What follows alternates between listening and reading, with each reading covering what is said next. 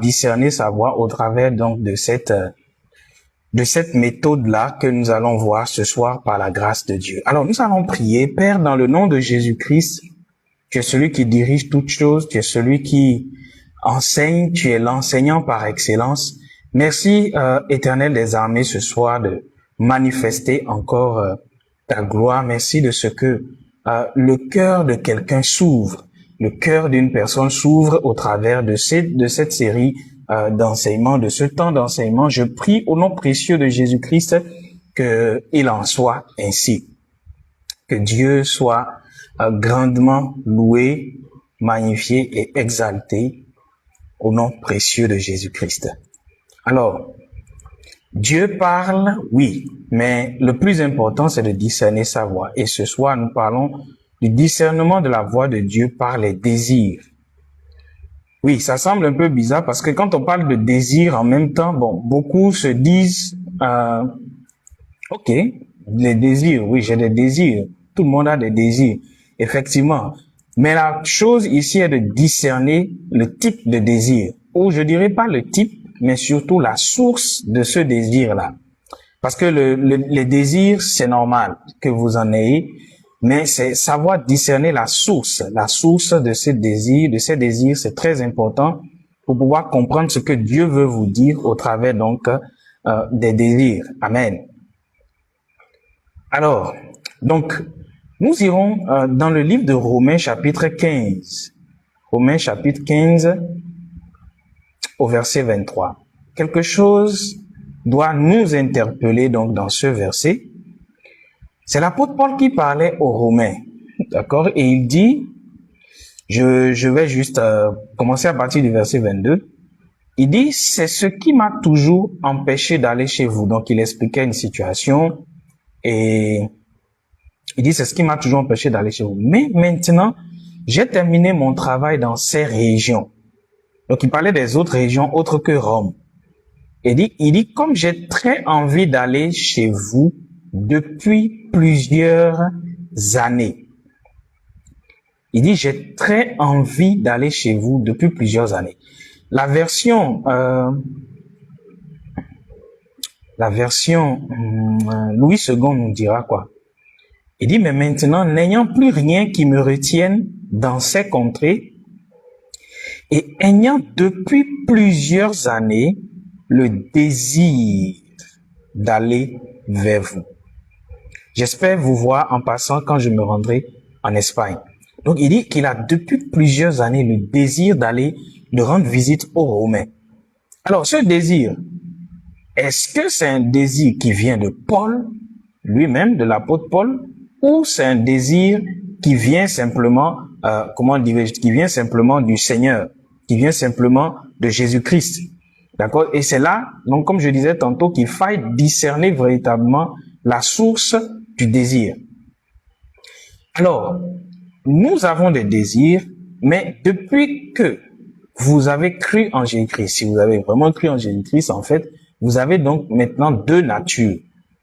D'accord? Vous avez deux natures. Vous avez la nature de l'Esprit de Dieu en vous, la nature de l'Esprit Saint qui habite dans votre esprit, et vous avez la nature adamique, c'est-à-dire votre nature charnelle qui a été héritée, qui est humaine, héritée d'Adam depuis la chute de l'homme.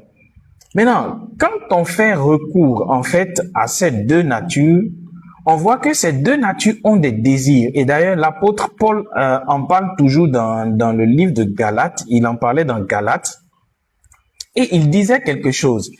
Il disait en fait que l'esprit a des désirs qui sont contraires à la chair, et la chair aussi a des désirs. La chair ici, c'est la nature adamique. C'est la nature, c'est la nature de Dieu la nature d'Adam que nous avons héritée depuis le commencement, c'est-à-dire la nature du péché. Ça veut dire qu'en vous, si vous croyez en Jésus-Christ, il y a deux types de nature. Il y a la nature divine et il y a la nature adamique. Alors, ces deux natures ont des désirs, selon ce que l'apôtre Paul expliquait, bien évidemment. Et c'est ça ce que nous allons essayer de comprendre, n'est-ce pas, ce soir ou en ce moment.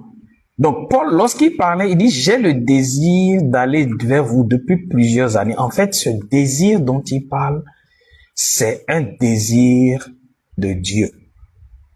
En fait, depuis plusieurs années, sûrement il priait et ce désir a été établi dans son cœur. Donc, il y a des fois où vous ne verrez pas de vision, où vous ne verrez pas de songe, où vous n'entendrez pas une parole prophétique venant d'un homme de Dieu, mais que Dieu va vous parler par des désirs qu'il met dans votre cœur. Et ces désirs, il va, comment dirais-je, comment je vais dire ça? Ça va s'accentuer. Voilà, c'est le mot. Ça va s'accentuer au fur et à mesure que vous priez là-dessus. Maintenant, comment reconnaître en quelque sorte si c'est le désir de Dieu ou pas? On verra. Je viendrai encore un peu plus en profondeur. Mais déjà, il faut retenir ceci. C'est que les désirs de Dieu, les désirs que le Saint-Esprit met en vous, ces désirs vont augmenter, vont s'accentuer au fur et à mesure que le temps passe et surtout au fur et à mesure que vous priez. Et c'est ce qui s'est passé dans le cas de l'apôtre Paul ici. Il dit depuis plusieurs années. Ça veut dire que la chose était comme un désir qui bouillonnait un peu dans son cœur. Bon, il ne prenait pas garde, mais plus il priait, plus ce désir augmentait. Il avait juste un désir ardent de voir les Romains. D'accord? Donc, et si vous êtes enfant de Dieu, je pense que vous avez déjà certainement vécu une chose pareille. Vous avez certainement, comment dirais-je, été le témoin d'un désir que Dieu vous a mis à cœur à un moment donné sur une situation, quelque chose que Dieu vous mettait à cœur par rapport à quelqu'un et il imprimait juste ça comme un désir. Mais vous n'avez pas forcément entendu de voix, vous n'avez rien entendu, il n'y avait pas eu de vision, il n'y avait pas eu de songe, mais certainement vous avez, comment dirais-je, perçu la voix divine, vous avez perçu l'atmosphère divine, vous avez perçu, comment dirais-je, la pensée divine par ce désir que Dieu imprimait certainement dans votre cœur. Amen. Alors, donc, si je pars dans le livre de Galates, l'épître de Paul aux Galates,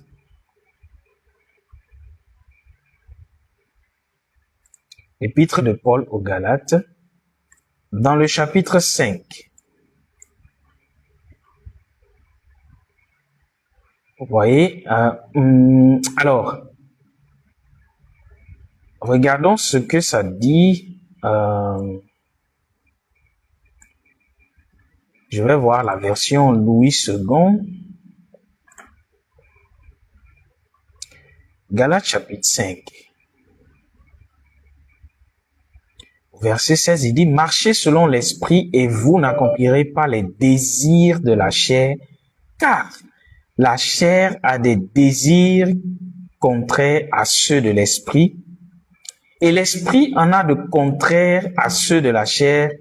D'accord? Et ils sont opposés entre eux afin que vous ne fassiez point ce que vous voulez. Afin que vous ne fassiez point ce que vous voudriez.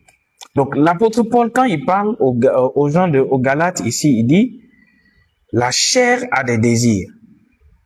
D'accord? L'esprit aussi a des désirs. Et il nous précise donc au verset 16 que les deux sont opposés. Donc, il y a une grande contradiction entre les deux. Alors, donc Dieu parle pas des désirs, mais vous aussi vous avez vos désirs et tous les désirs que vous avez ne sont pas de Dieu. Alors, comment faire la différence?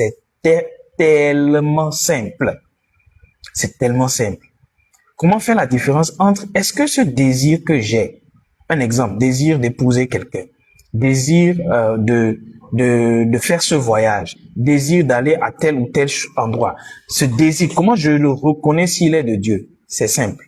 Tout simple, il faut juste le filtrer ou filtrer ces désirs-là avec Galates 5, verset 19 jusqu'à 22. Les désirs qui sont de Dieu, d'accord, vont manifester les fruits, c'est-à-dire la nature du Saint-Esprit simplement. Les désirs qui sont de Dieu, quand vous avez le désir de pardonner quelqu'un, ça veut dire que ce désir vient de Dieu. Quand vous avez le désir de demeurer fidèle. Quand vous n'êtes pas fidèle, vous avez un désir, une inspiration qui vous emmène à ne pas être fidèle. Donc, vous savez que c'est pas Dieu. Mais si vous avez comment dirais-je, quand je dis fidèle, c'est pas fidèle dans le mal, bien sûr. C'est fidèle à une bonne cause, fidèle au Seigneur, fidèle à un frère, à une sœur, fidèle à quelqu'un qui vous a fait du bien, etc. Donc, la fidélité vient de Dieu. D'accord? Donc, chaque fois que vous avez un désir, la première chose qu'il faut faire, vous n'avez pas même besoin, premièrement, d'aller dans un long moment de prière pour ça. Maintenant, si c'est que toujours, après avoir filtré avec les fruits de l'esprit et les fruits de la chair, vous voyez que vous avez toujours un doute, là, il va falloir s'appuyer un peu plus dans la prière, ou bien, chercher un peu plus la face de Dieu pour pouvoir découvrir ce que Dieu veut mettre à cœur, si ce désir persiste ou pas. Alors, donc, pour filtrer ou savoir, est-ce que ce désir que j'ai dans le cœur, est-ce qu'il vient de Dieu ou est-ce qu'il vient de moi? Si ce désir vient de vous-même, alors ce désir va comporter les fruits que je montre à l'écran ici pour ceux qui sont sur Zoom. Galates 5, 19. Donc ça dit, ce sont l'impudicité, l'impureté, la dissolution. Si vous voulez, j'ajoute beaucoup de fruits de la nature adamique. Comment je vais dire ça? L'impatience, d'accord? L'impatience, ça dit quoi? L'idolâtrie, la magie, les querelles, les divisions, les jalousies, les esprits de parti, d'accord? La concurrence, la rébellion, les disputes, les divisions, l'envie, l'ivrognerie, les excès de table et les choses semblables. Donc, quand vous prenez le désir que vous avez à cœur, vous filtrez ça avec Galates 5, 19. Si vous voyez qu'il y a de ces fruits-là, de cette nature adamique qui se retrouve dans ce désir, certainement ce n'était pas un désir venant de Dieu. Donc déjà, voici comment vous pouvez faire la différence, en fait, d'accord? C'est-à-dire que c'était pas un désir qui venait du Seigneur. Si vous filtrez donc ce désir et que vous voyez que il y a de l'envie dedans, ce désir vous emmène à être envieux. Peut-être même vous voulez commencer un projet, mais la source du désir de commencer ce projet que vous avez, d'accord, c'était la concurrence, c'était la jalousie vis-à-vis de quelqu'un, c'était un esprit de dispute. C'était peut-être, vous étiez tellement amer en vous-même que vous avez dit, non, il faut que je commence telle chose, il va voir. Il pense que c'est grâce à lui seul que je peux réussir, etc. Vous voyez, quand vous êtes animé par des choses comme ça, n'attribuez pas à Dieu ces désirs-là. N'attribuez pas au Seigneur ces désirs-là. Donc, Dieu parle tantôt d'une manière, tantôt d'une autre, d'accord? Et il est très, très, très, très important de comprendre la pensée de Dieu, de comprendre, comment dirais-je, de comprendre la pensée du Seigneur lorsqu'il s'agit de discerner les désirs. Alors, si vous avez un désir, tout comme l'apôtre Paul, comment on sait que le désir que l'apôtre Paul venait de Dieu? Dans Romains 15, là, comment on le sait? D'accord? C'est que l'apôtre Paul était toujours dans la volonté de Dieu, prêchant la parole de lieu en lieu. Mais il avait un désir fortement de toucher ceux de Rome. Et ce désir grandissait au fur et à mesure. Maintenant, quand vous avez le désir, vous l'avez filtré, peut-être avec les fruits de l'esprit. Donc quand vous voyez dans le désir que vous avez, peut-être tu te lèves un matin, tu as juste le désir de faire telle chose, de faire telle dépense, de faire tel investissement.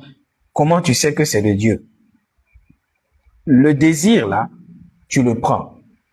Dans un moment de prière, tu commences par filtrer.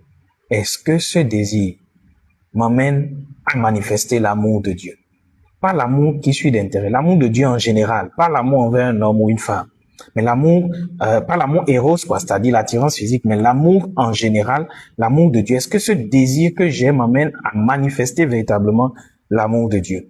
Alors, le désir que vous avez à cœur, si vous avez un désir, par exemple, investir dans une entreprise, investir dans un projet, investir dans un business, comment vous savez si ce désir est de Dieu ou si c'est vous-même?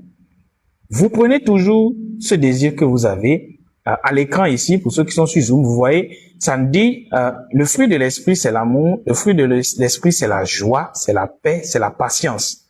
D'accord? C'est la fidélité, c'est la douceur. Ça veut dire, si ce désir est de Dieu, ces fruits de l'esprit-là doivent plus se manifester en moi.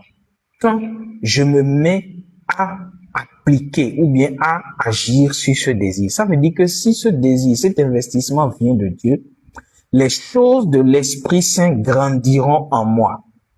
Les fruits de l'Esprit Saint grandiront en moi.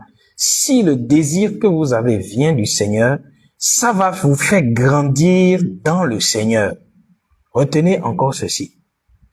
Tout désir, que ce soit sur n'importe quelle chose, sur laquelle vous aviez prié, tout désir que vous avez et qui est de Dieu vous emmène à grandir dans la nature du Saint-Esprit.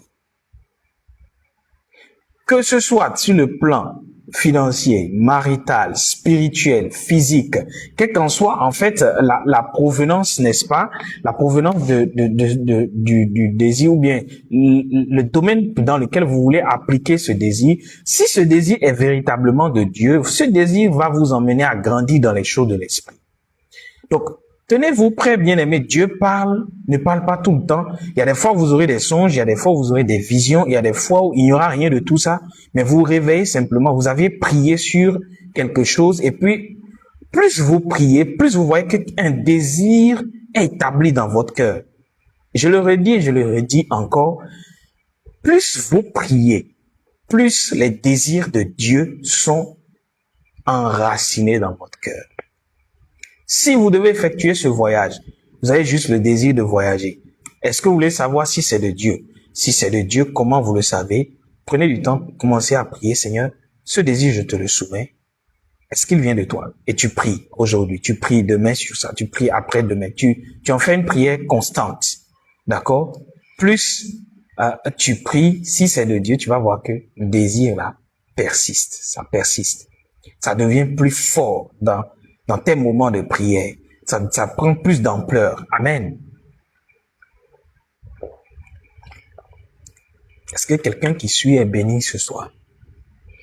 Alors, donc, il est très capital donc de marcher selon,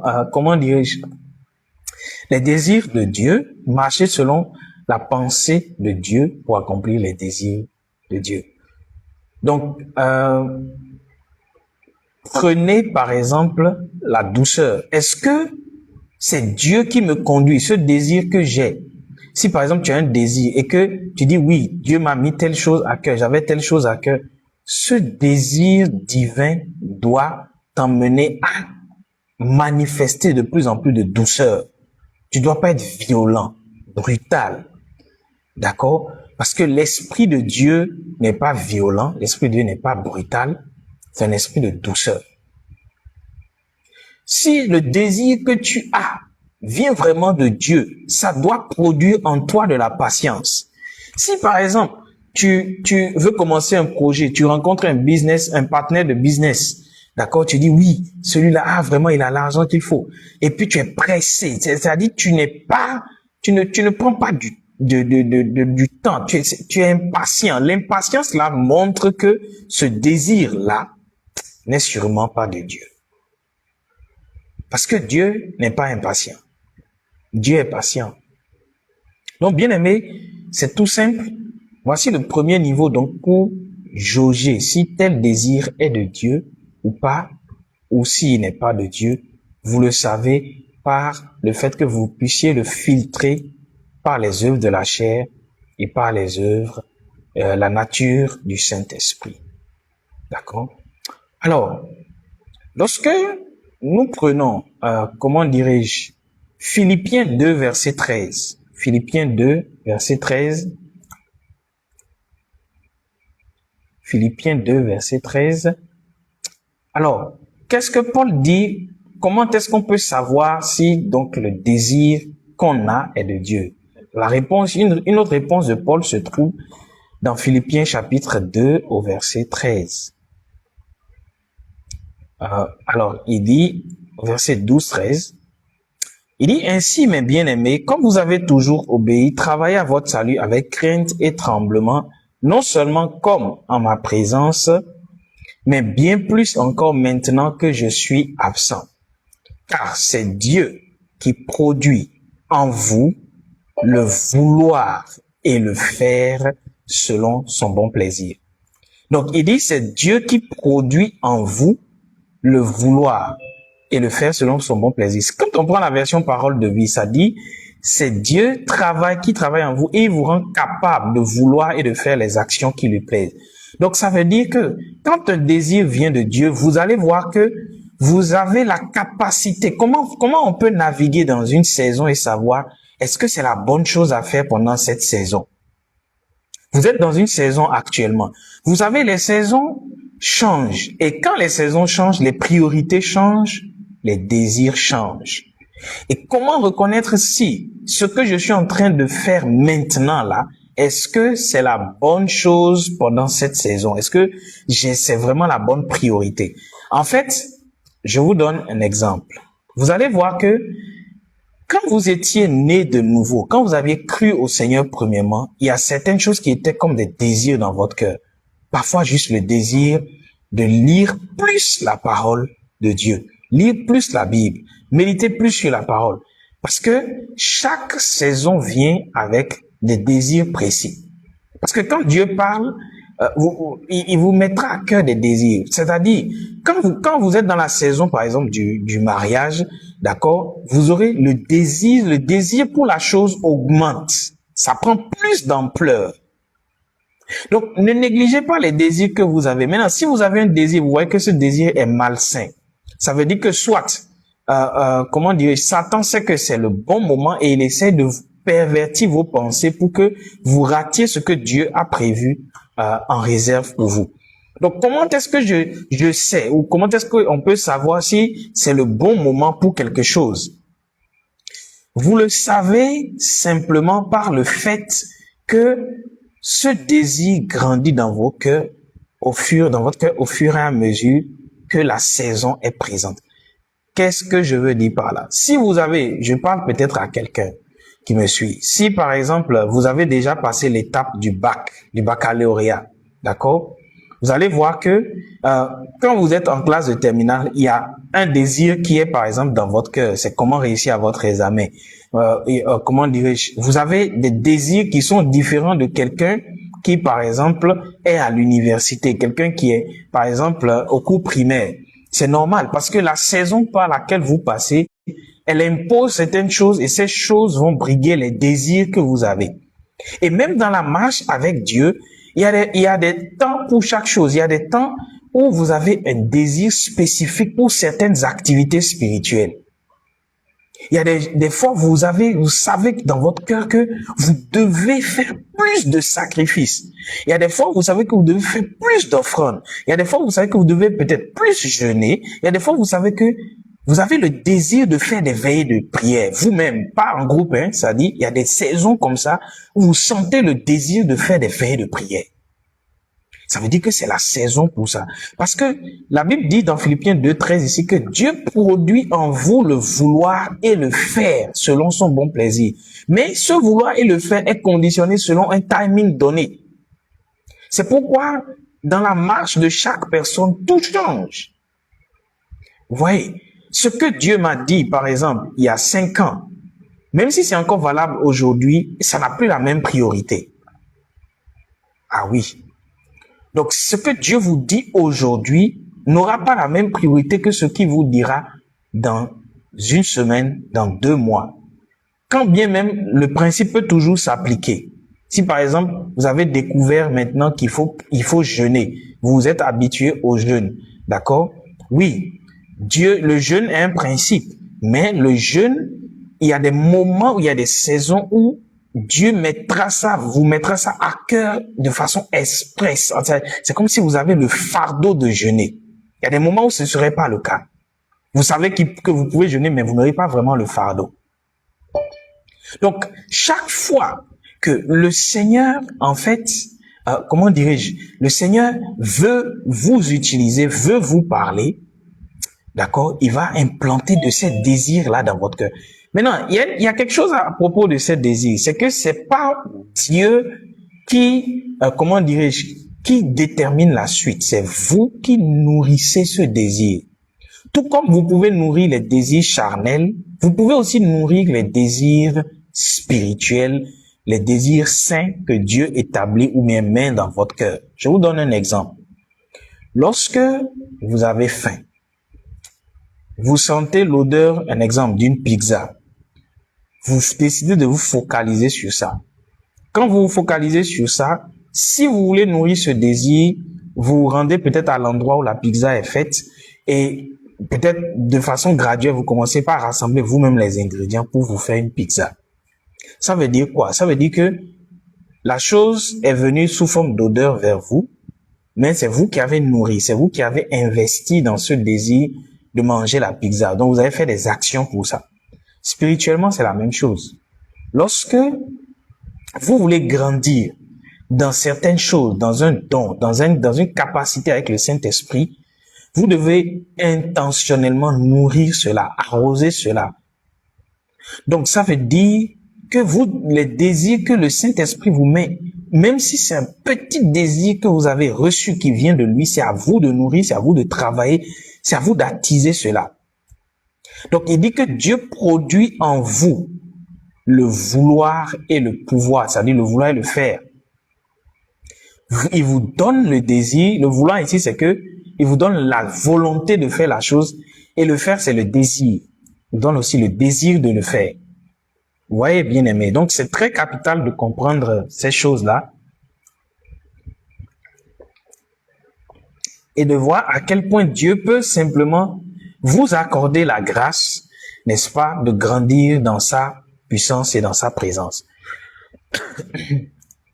Donc, il est capital, il est très important, n'est-ce pas, de s'ouvrir aux choses divines, de s'ouvrir en fait à la pensée divine pour pouvoir manifester les désirs de Dieu. Donc, Dieu parle pas des désirs. Dieu parle pas des désirs et ces désirs sont saints. Et comme je disais tout à l'heure, la clé, c'est quoi? C'est que plus vous priez, plus ces désirs-là grandissent. Les désirs qui sont de Dieu. Si vous voulez savoir comment est-ce que je dois me lancer dans ce business, est-ce que je dois poursuivre ce chemin, est-ce que cette activité spirituelle, je dois continuer à la faire jusqu'à présent, peut-être c'est pourquoi votre vie spirituelle ne grandit pas parce que vous êtes toujours dans la même routine. Un exemple, je vous donne un exemple simple. Un enfant qui naît entre l'âge de 0 à 1 an, il y a certaines choses qui sont des priorités, des désirs. D'accord, pour cet enfant. Entre l'âge de 1 à 3 ans, il y a d'autres choses qui deviennent des priorités. De 3 à 5 ans, il y a d'autres choses qui deviennent des priorités. Ainsi de suite. Maintenant, si vous imaginez un enfant qui a 10 ans, auquel on met toujours le biberon dans la bouche, vous voyez, ça ne sonne pas normal, c'est pas normal. Parce qu'on se dit en principe, lui-même, il doit plus avoir le désir de mettre le biberon dans la bouche à l'âge de 10 ans. Donc, ça veut dire que la saison, non seulement elle a changé, mais la priorité a changé, le désir a changé. Et qui dit désir aussi dit la méthode. Parce que derrière chaque désir, il y a une méthode pour accomplir le désir. Vous voyez. Quand par exemple, c'est un enfant qui a besoin de manger, il exprime le désir par les pleurs. Mais quand c'est vous, à votre âge, d'accord, quand vous avez le désir de manger, vous n'exprimez pas le désir par des pleurs. Si vous avez 20 ans, 25 ans, 30, etc. Si vous avez faim, vous ne pleurez pas. Pour dire j'ai faim et vous criez, vous pleurez. Non. Parce que vous avez grandi, donc vous mettez en place vous-même le moyen de vous faire à manger parce que le désir est là. Le désir vient avec la saison et la méthode pour assouvir ce désir. Et il en est ainsi spirituellement aussi. Les bébés spirituels, d'accord, font quoi? Quand ils ont un problème, ils pleurent. Ils disent, Seigneur, j'ai un problème, ils se mettent à pleurer. Ils attendent que Dieu fasse tout. D'accord? Ils se disent que les choses vont finir par s'arranger d'elles-mêmes. C'est ce que les bébés spirituels se disent. D'accord? Ils se disent, de toute façon, Dieu va arranger, j'ai foi en mon Dieu, je crois en lui. Et parce que Dieu les a pomponnés comme ça au départ de leur foi, ils se disent que ça serait tout le temps comme ça. Non. Mais il y a certaines, quand vous commencez par grandir spirituellement, Dieu commence par vous léguer certaines responsabilités. C'est vous qui devez faire certaines choses. C'est vous qui devez intentionnellement maintenant, par exemple, vous asseoir après un certain temps dans la foi et méditer la parole de Dieu. Et décider de prier chaque jour, avoir un temps de prière. Donc, il y a certaines choses qui vont vous arriver. Ce ne sera plus juste la provision générale de Dieu, mais c'est vous qui devez provoquer ça par vos actes de foi, par vos prières, etc. Donc, le désir peut être spirituel, le désir peut être aussi charnel. Et pour faire la différence entre les deux, je suis en train de résumer l'enseignement de ce soir. Pour faire la différence entre les deux, il faut donc filtrer cela avec les fruits de l'esprit et les fruits de la nature adamique qui se trouvent dans Galates 5, versets 19 à 22. Si vous avez un désir, ce désir vous emmène à grandir dans la jalousie, grandir dans les querelles, grandir dans les disputes, grandir dans la haine, grandir dans la vengeance. Si c'est ce que ce désir produit en vous, bien la finalité de ce désir, c'est ça, ce désir n'est pas de Dieu. Mais si vous avez un désir et que ce désir produit en vous la patience divine, ce désir produit en vous la transformation, la fidélité, la loyauté, la bonté divine, ce désir produit en vous la persévérance. Si ce désir que vous avez vous emmène même à prier, à jeûner, c'est-à-dire que ce désir vient de Dieu. Parce que vous savez, un désir charnel ne vous poussera pas à jeûner, à prier. Oui. Quelque chose que vous désirez et qui vient de votre nature charnelle, de votre nature adamique, ne peut pas vous pousser à prier et à jeûner, à persévérer. Le fait que vous ne persévérez pas sur ce que Dieu vous dit, c'est que vous avez nourri des désirs qui sont des désirs charnels. Sinon, le langage de l'Esprit Saint, c'est le langage de la persévérance. Sur tout ce que Dieu dit. Vous savez pourquoi vous êtes découragé? Vous êtes découragé simplement parce que vous n'avez pas reçu un désir nouveau sur cette chose sur laquelle vous êtes découragé.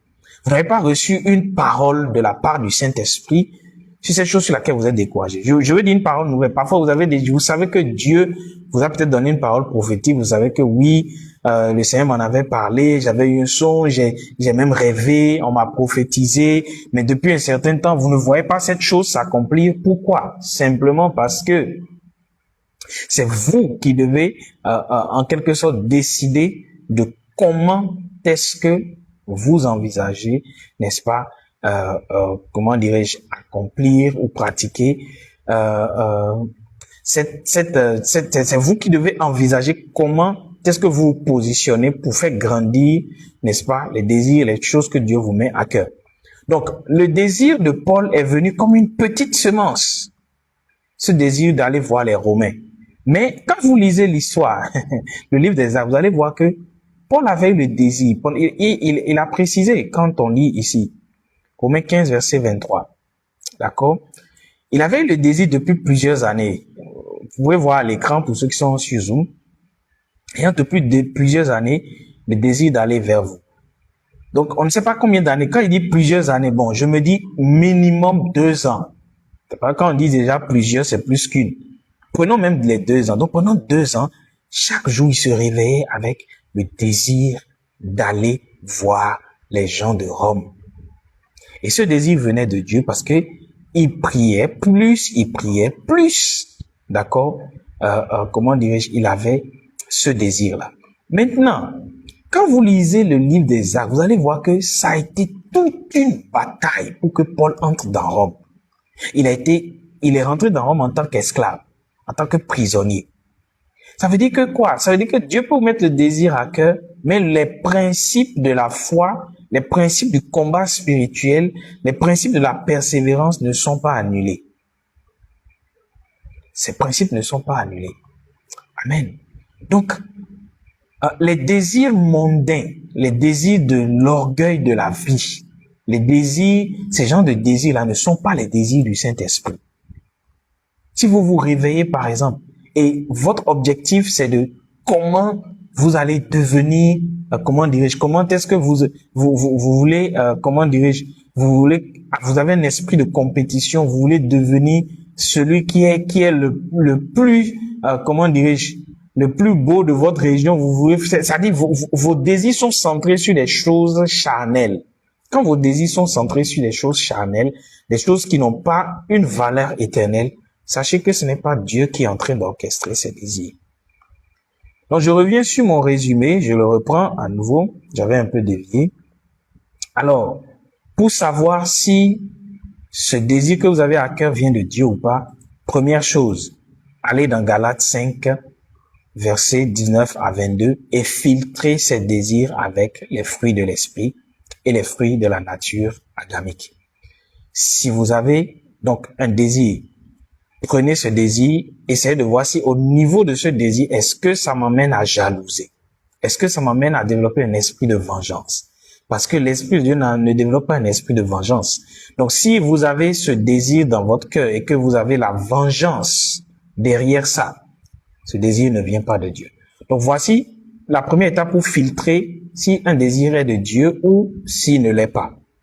S'il est de Dieu, il vous emmène à grandir dans les fruits de l'esprit.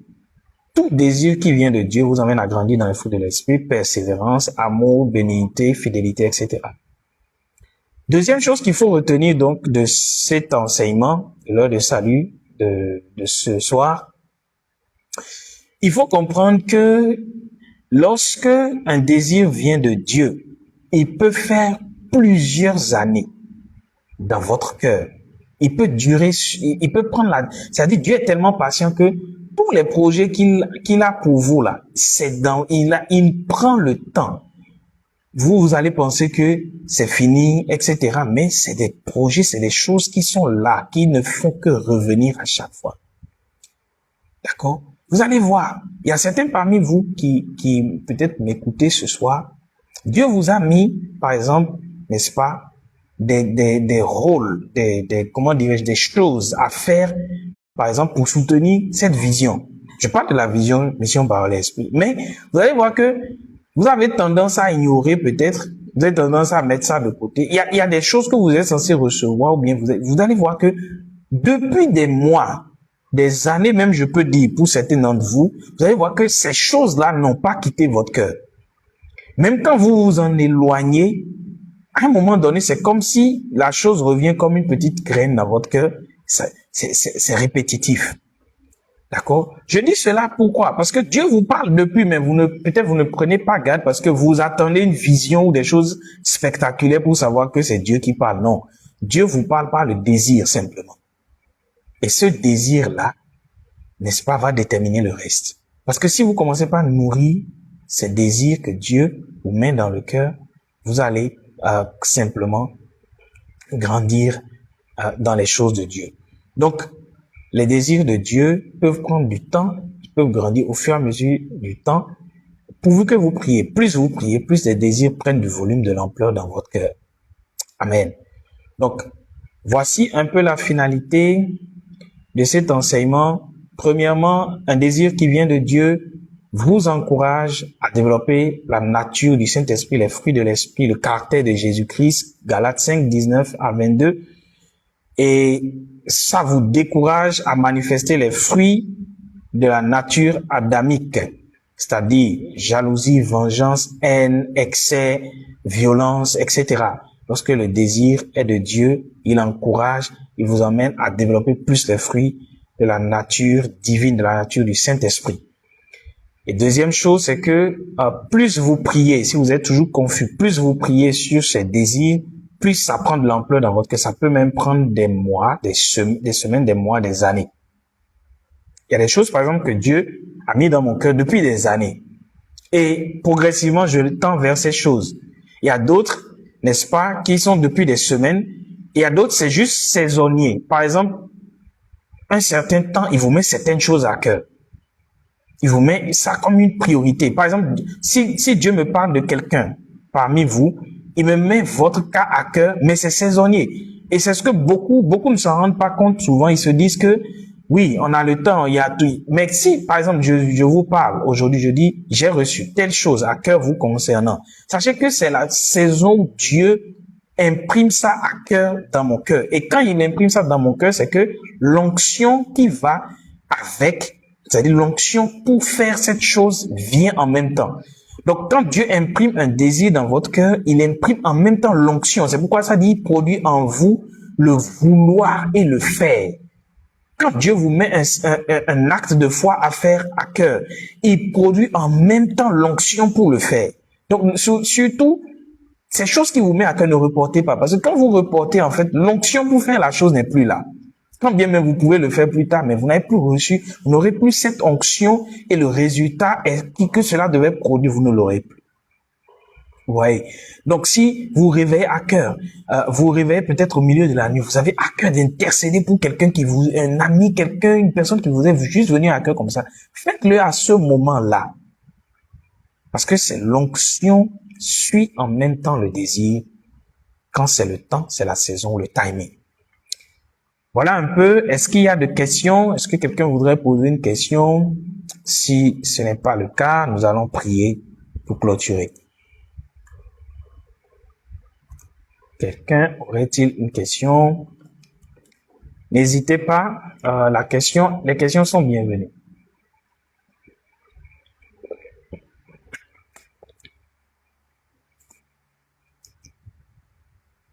Une question? Quelqu'un aurait-il une question? Ceux qui sont sur Zoom? D'accord. Alors, je ne vois aucune question. Est-ce que quelqu'un qui suit peut-être sur Facebook, est-ce que quelqu'un a une question? S'il n'y a pas de question, donc nous allons simplement prier. D'accord. Alors, Père, ce soir, je veux te dire merci pour la vie de ces bien-aimés qui ont écouté ta parole. En réalité, ils cherchaient la réponse à leurs désirs, ils cherchaient la réponse à beaucoup de choses dans leur cœur, mais ils ne savaient pas que tu parles par des désirs. Je prie ce soir au nom précieux de Jésus-Christ que, avec la compréhension qu'ils ont reçue ce soir, que tes désirs encouragent la nature et les fruits de l'Esprit Saint, qu'ils sachent discerner au nom puissant de Jésus-Christ, car tu veux leur parler, tu veux leur mettre des choses à cœur, tu veux les diriger, tu veux les conduire. Père, je prie au nom de Jésus-Christ, sous l'onction et l'autorité de ma voix, enracinés en toi, je prie et j'ouvre, n'est-ce pas, leur cœur à recevoir tes désirs à partir de ce soir. Tes désirs vis-à-vis des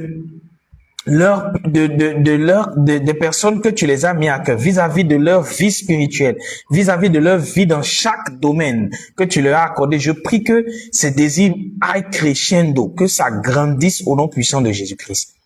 Père, je prie que ils puissent garder leur salut en comprenant que c'est toi qui produis en eux le vouloir et le faire.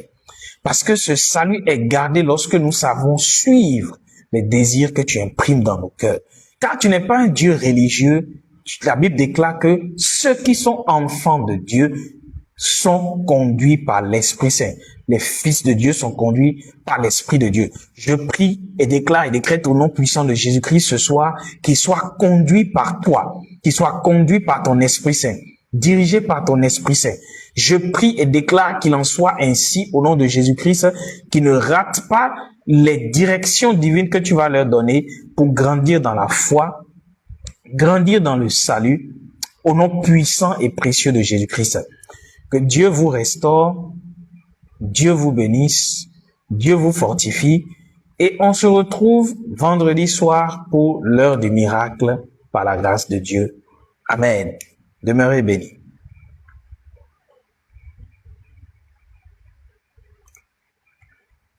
Amen. Merci, pasteur. Amen. Oui. Merci, pasteur. Demeurez bénis. Demeurez tous bénis. Merci beaucoup, pasteur.